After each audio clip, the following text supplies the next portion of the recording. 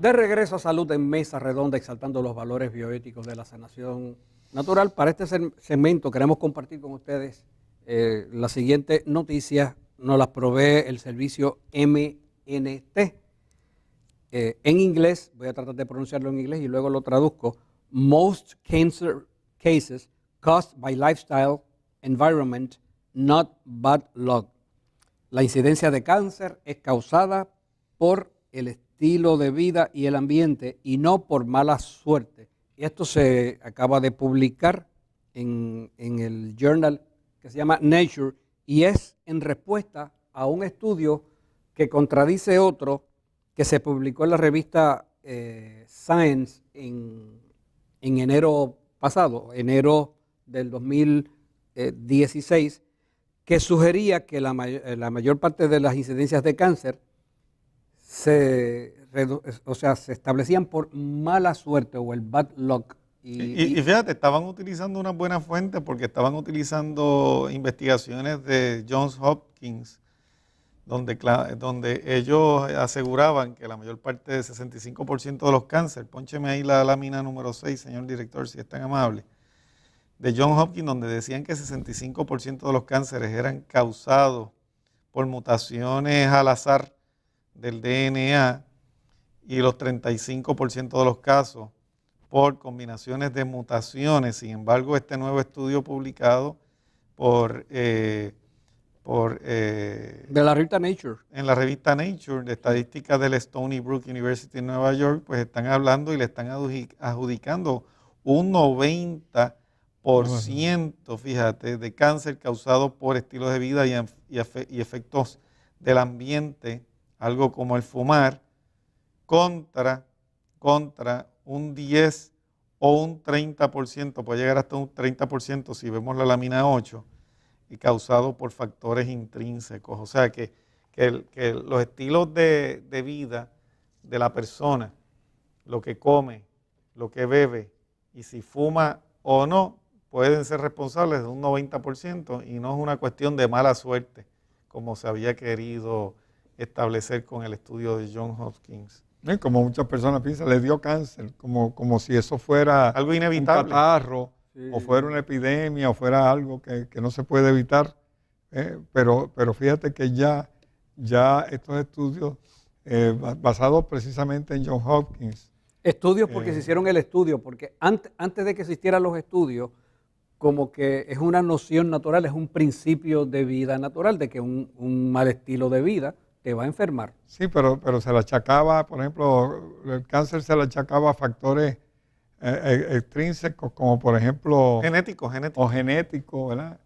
Factores genéticos, factores de mutaciones, pero ahora ya se están acercando a la causa, porque al ellos ver que está relacionado con estilos de vida, con elementos que con la persona entra en contacto constantemente, pues ya hay una conciencia mayor de que el cáncer se puede evitar evitando justamente esos elementos que pueden acortar la vida o que pueden producir cáncer. Y fíjate, tratándose de aspectos, y ese 10 o 30% de factores intrínsecos que se le pueden adjudicar al DNA, mutaciones y cambios epigenéticos, también podrían disminuirse si nosotros tomamos en consideración que podemos poner a trabajar la epigenética a favor nuestro. O sea que tenemos entre un 70 y un 90% en contra del cáncer. Exacto. Claro. Si tenemos entre 70 y 90% de aspectos extrínsecos, externos, que tienen que ver con nuestros hábitos de alimentación, etcétera, podemos tener un 10, un 30% de esos factores que supuestamente no podemos controlar, que sí podemos controlar. Porque si nosotros nos alimentamos correctamente, esos factores aleatorios de DNA y de mutaciones se pueden disminuir todavía mucho más y convertirse en un número ínfimo que definitivamente no lleve a la persona a tener cáncer. O sea, que una persona que tenga un 90 de probabilidades de no sufrir cáncer, o un 95, va a estar mucho más favorable que alguien que no tenga controles sobre el estilo de vida, los factores extrínsecos, y encima de eso, pues esté favoreciendo el hecho de que puedan haber mutaciones por esas mismas razones de los factores extrínsecos. O sea que podemos, a través de una buena alimentación y una buena suplementación, disminuir los factores intrínsecos de un 30 a un 10% y aumentar de un 70 a un 90% el control de los factores extrínsecos que nos pueden llevar a sufrir de cáncer. Y se le llaman intrínsecos y extrínsecos porque hay factores que son internos y hay factores que son externos, como por ejemplo el estilo de vida, el estilo de alimentación, los factores ambientales con los cuales estamos en contacto. Todo eso influye para que se determine cómo se está formando un cáncer en un organismo, cuando en realidad se pensó, y en esto yo creo que la medicina moderna ha sido ingenua en este aspecto, porque han pensado, siempre estuvieron pensando que el cáncer venía como consecuencia de factores genéticos exclusivamente, pero ahora que, como tú señalaste, tenemos que la epigenética nos dice claramente que nosotros podemos manejar esos genes a nuestro beneficio y a nuestro favor.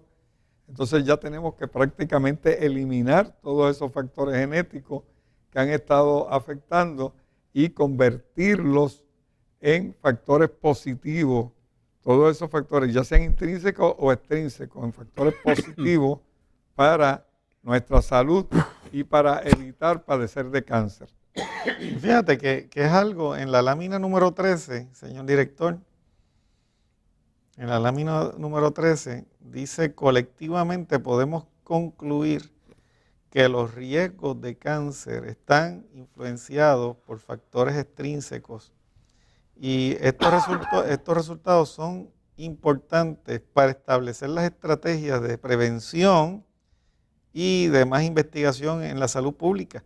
O sea que fíjate que una vez podemos entender qué es eso que está haciéndonos aumentar el riesgo de cáncer, podemos controlarlo y hacer política de prevención y política de salud pública, porque definitivamente estaríamos trabajando y se podría trabajar con eso que va a evitar que la persona desarrolle cáncer. No cómo tratarlo después que lo desarrolle, sino política de prevención, fíjate, estrategias para la prevención del cáncer y de salud pública, fíjate, y en eso se ha logrado un poquito en las restricciones de fumar. Fíjate que, por ejemplo, aquí en Puerto Rico vemos que ya la población no está tan ávida de fumar. Claro, por un lado estamos viendo cómo la política pública de no fumar se ha ido disminuyendo, pero por otro lado nos enfrentamos al peligro de que entonces se establezca medidas para que la gente entonces pueda utilizar marihuana y empiezan a utilizar marihuana y fumar marihuana después que se había controlado y se había logrado lo que se había logrado en base a fumar cigarrillos. Mire la metáfora que usa aquí el doctor Yusuf Hanum, doctor, dice que las personas no se pueden escudar detrás de la mala suerte. Dice, las personas no pueden fumar y decir que fue mala suerte el que contrajeran cáncer. Y entonces lo compara a un revólver. Dice, digamos, el riesgo intrínseco, digamos, es que hay una bala en un revólver que tiene 6 compartimentos, ¿verdad? Si fuese a jugar ruletas rusas, pues 1 en 6, esa puede ser la mala suerte intrínseca. Pero un fumador lo que hace es que dice que entonces le añade 2 o 3 balas a ese revólver. Y reduce el riesgo. Y entonces aumenta el riesgo. Entonces, fíjate que nosotros hemos hablado aquí de los elementos del consumir carne, que aumentaría ponerle 2 balas más. Si el ambiente es tóxico y el agua y el aire que se respira, pues se estaría llenando. El revólver se estaría llenando, y entonces ya ahí las probabilidades son de 6 en 6 o al 100% de que si tú pones ese revólver y disparas, exacto. Aunque con solamente la gente dejar de comer carne y dejar de fumar, Quitaron ya balas. prácticamente tienen un 90 y pico de por ciento Menos de sufrir cáncer. de sufrir cáncer, lo que es una ventaja grandísima para aquellos, por ejemplo, para aquellos que de alguna manera pues piensan que porque sus padres o sus familiares o alguien en la familia lo padeció, que ellos tienen ese estigma de que lo pueden padecer también. Ahora, lo único que tendrían que hacer es aumentar ese por ciento, quitando esos dos elementos de la alimentación o del uso, que sería el cigarrillo y las carnes. Entonces pueden decir, no, pero yo no he fumado nunca en mi vida, pero si ha comido carne toda la vida, pues entonces los factores de riesgo están aumentando proporcionalmente. Pueden llegar a un momento en que se equiparen con el fumar en términos de que cómo se come la carne, cuántas veces la come, y todo ese tipo de factores que si se aumentan, aumenta también en la proporción. Bueno, hay estudios inclusive que se han hecho que le llaman a la carne el nuevo tabaco, porque el consumo de carne está aumentando las cifras de cáncer, especialmente cáncer de colon, colorectal, a un equivalente que lo que el cigarrillo producía entonces en cáncer nasofaríngeo y pulmón. O sea, que le están, o sea, la carne la han catalogado como el nuevo tabaco. Y ahora, y qué bueno que lo mencionas, porque siempre hemos pensado que el fumar es un acto que en ocasiones puede resultar antisocial porque expones a los que están cerca de ti. O sea, si lo haces en un ambiente, en una casa o algo así, expones a los que están cerca de ti, sí. Y entonces puedes afectarlo. Y eso es lo que le llaman al fumador pasivo. Sí, pero cuando la ama de casa cocina allí el guisado de carne, también está exponiendo a todos los que están también en la casa allí. Lo mismo. Usted mencionó que a veces las amas de casa que dejaban de comer carne, pero se la seguían cocinando al marido, por ejemplo, se mantenían. ¿Cómo es eso, doctor? Brevemente. Bueno, lo que pasa es que acuérdate que siguen en contacto con el elemento que es el que hace daño, y ella está cometiendo pues un acto contra toda su familia. O sea que tenemos que verlo. Porque si al ella estar en contacto para cocinarla, le puede hacer... Le afecta también a ella, sí, le afecta. O sea que pudiera ser un comedor de carne pasivo en ese sentido. Se puede considerar que sí, que al igual que el fumar, puede el que no se la come, que la prepara, como decía. No es lo mismo matar la vaca que agarrarle la pata, ¿no? Que amarrarle la pata, ambos son cómplices. Sí. En este caso, la situación se convierte en una amenaza para toda la familia, no solamente para el esposo, sino también para los hijos, inclusive hasta para el perrito que está ahí, que él también le tiran su pedazo, sí. y todos están participando del mismo riesgo. Bueno, tenemos que pausar, pero Mesa Redonda continúa después de esta pausa.